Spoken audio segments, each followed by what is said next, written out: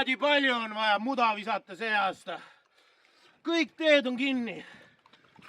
Keegi appi ka ei tule. Ja et lund veel ei ole. Õnneks on meil mustad jõulud.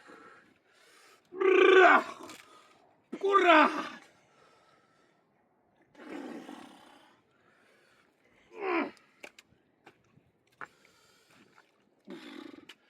Head uut aastat. Ja head vana aasta lõppu.